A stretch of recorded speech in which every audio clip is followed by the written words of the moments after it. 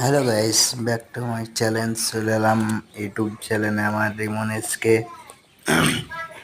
তো পায়রার ভিডিও নিয়ে চলে এলাম। যদি ভালো লাগে তাহলে লাইক কমেন্ট করে দিয়ে যাবে আর পাশে থাকবে। তো আমার পায়রা ভালো লাগলে লাইক কমেন্ট করে দিয়ে যাবে।